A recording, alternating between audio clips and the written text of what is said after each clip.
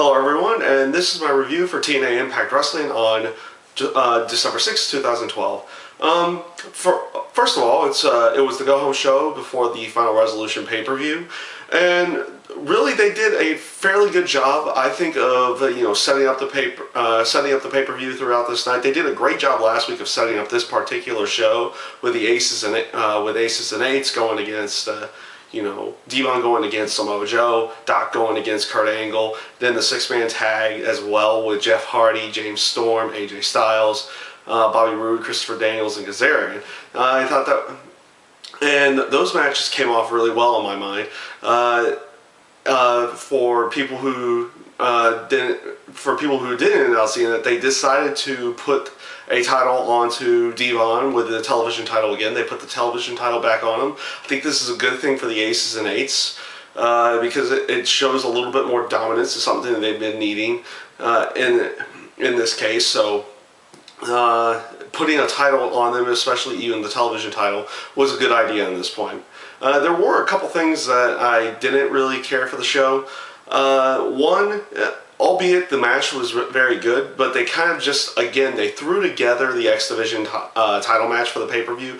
There's really no story behind it at all. You're just kind of, you had the number one contenders match the week before the pay-per-view. Now you're going to have the championship match at the pay-per-view.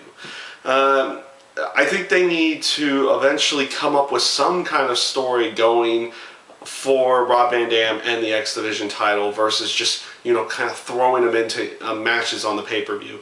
The other thing that didn't really come off all that well to me was the promo with Mickie James and Tara, which eventually got interrupted by Velvet Sky's return.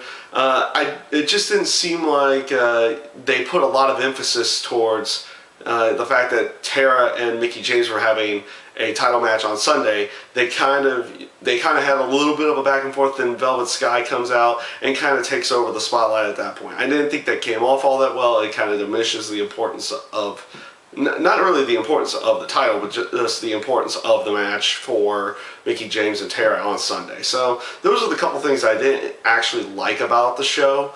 Overall, I thought the show was fairly entertaining again, as it typically has been recently, outside of those couple little snippets. And yeah, for the Final Resolution pay-per-view, it's looking extremely good. I liked it at the end of the show how, because throughout the show they kind of had like a financial backing for the Aces and Eights, and it turns out to be Bobby Roode. So it was another nice little area of, showing that Bobby Roode's got the edge going into the pay-per-view with his world title match against Jeff Hardy. Definitely a good way of doing it. And yeah, that's my review for TNA Impact Wrestling this week. I thank you guys for watching. I hope you enjoyed.